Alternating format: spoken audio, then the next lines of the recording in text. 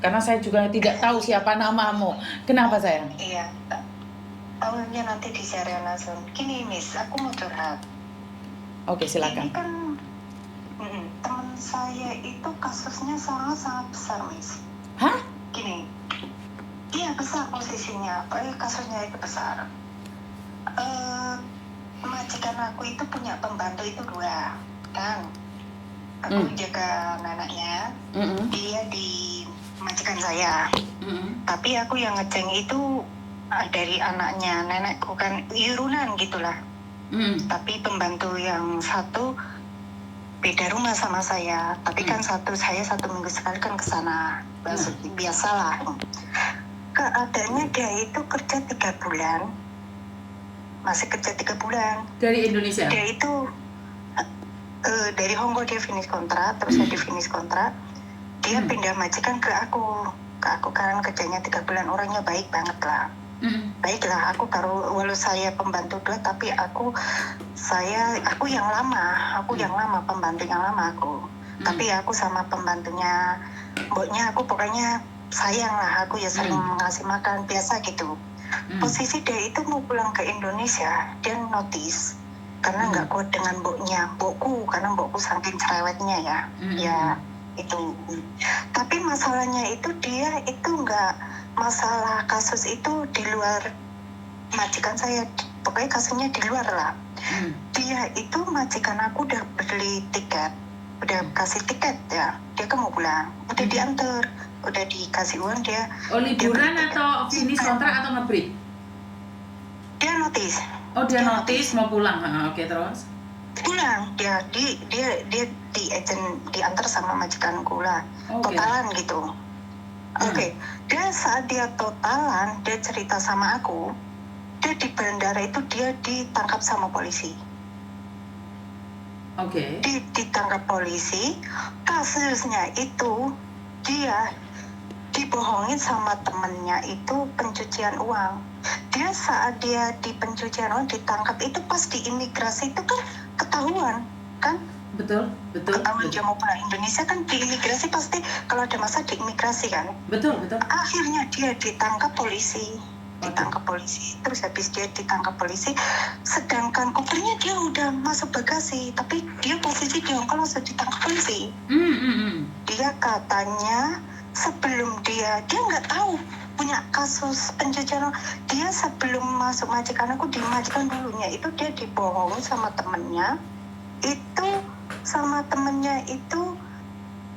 teman satu kampung katanya, dia cerita sama saya, satu kampung itu dia minta tolong sama itu teman saya itu satu kampung, aku mau minta nomor rekeningmu dong, tolong, aku mau beli mebel. Dia karena dia itu kan dia gimana ya, dia karena simpati sama teman satu kampung, dia kasihkan nomor rekeningnya gitu. Terus habis dia di nomor rekeningnya itu dia saya pokoknya ceritanya dia itu, dia tadi kemarin dia telepon aku nangis, dia di bank dia ikut, dia narik uang bank itu kan dibohongin, ada orang 2 tapi di luar, dia narik uang, dia proses nama KTP-nya dia kan, dia harus mengaktifkan bank kan. Taunya temennya itu bohong, tolong dah aku mau kayak orang Jawa bilang, aku beli mebel, aku belinya pakai dolar, aku kirimnya lewat rekening kamu lah gitu ke temen aku, kan rekening temenku. Nah temen aku kan nggak tahu, dia nolong.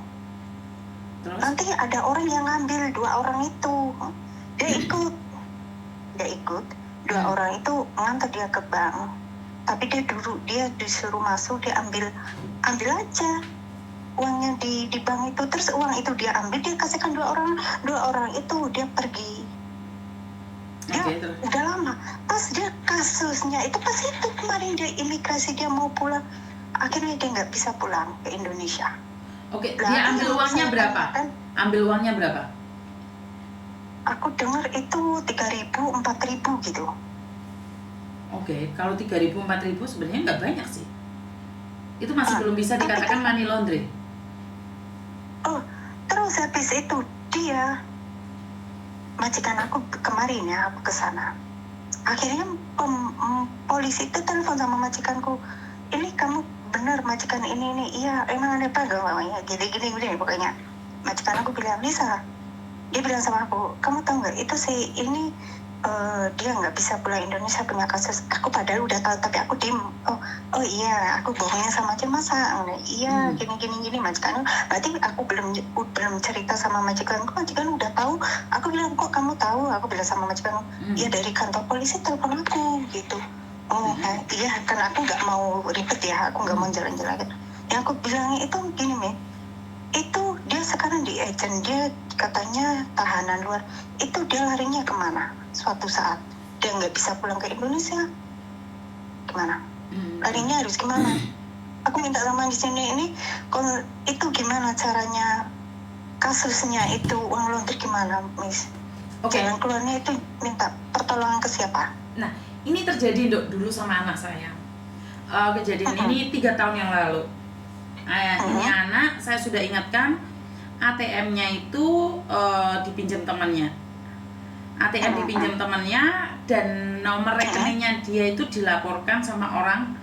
Akhirnya itu anak belum dikejar polisi, cuman dia curhat saja sama saya. Saya ngomong sama dia, kalau ATM dipakai orang, cepat laporan sama polisi. Tapi dia nggak mau, dia bilang nggak ada masalah. Kamu mau pulang Indonesia jika kamu pingin prosesmu baik. Jika ATM-mu sudah pernah dipegang orang, dengarkan saya ngomong, laporkan sama bank. Tapi dia bilang apa? Miss Yuni, saya pulang Indonesia, saya nggak kembali lagi ke Hong Kong. So what?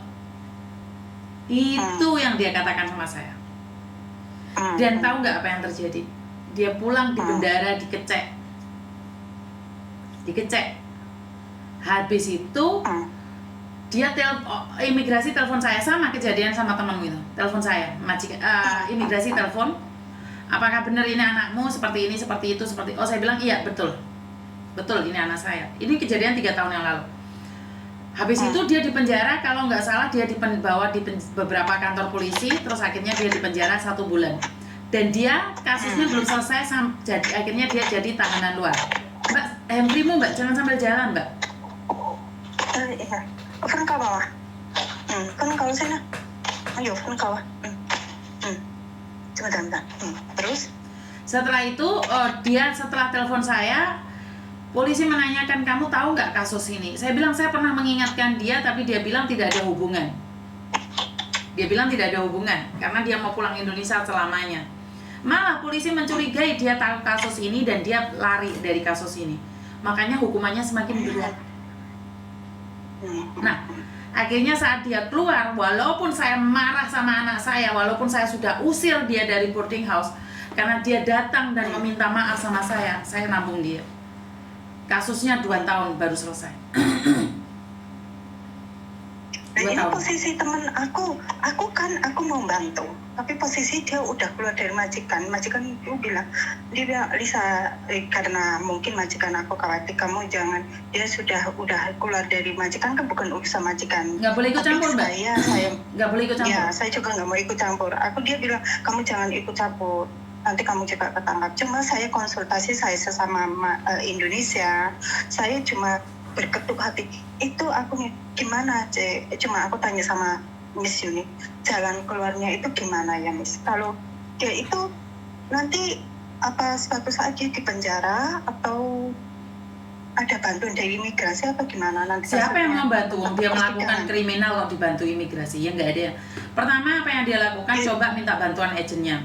Apakah agen mau membantu? Kedua, tanyakan sama KJRI, apakah KJRI mau membantu ataupun memberikan tempat.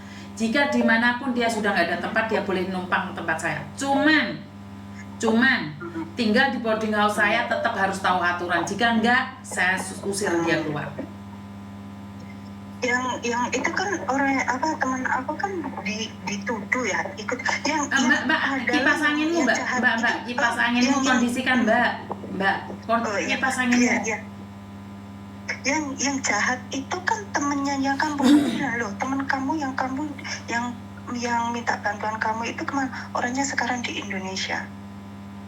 Ya, Dia yang ngambil uangnya siapa, Mbak? Yang ngambil uang siapa?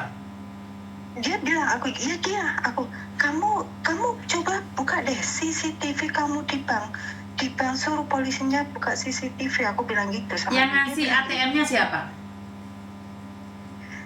Yang ngasih ATM itu kan lewat apa ya, temen kampungnya itu. Makanya yang ngasih kan dia sendiri. Yang ngasih kan dia sendiri. Nama dia sendiri, dia bodohnya gini, dia bilang aku gini loh Mbak, aku bodohnya kok aku ikut sama dia daftar ke banknya ATM-nya saya, makanya saya dituduh, padahal aku nggak makan uang. Dia tidak dituduh Mbak, sebentar, dengarkan saya ngomong. Dia tidak dituduh, tapi dia melakukannya. Gak ada yang nuduh dia. Dia enggak, dia bilang sama aku, dia sama sekali tidak melakukannya karena cuma dia pongsau temennya yang di Mbak, Hongkong itu tidak boleh pongsau. Mkuan lesi. Dia bilangnya, dia katanya dia sendiri bilang temennya itu telepon sama dia itu. Tapi yang ngambil uangnya dia sendiri. Di Hongkong itu tidak ada yang namanya pongsau. Di Hongkong tidak ada yang namanya pongsau. Membantu tidak ada. Untuk sebuah kriminal tidak boleh. Hah?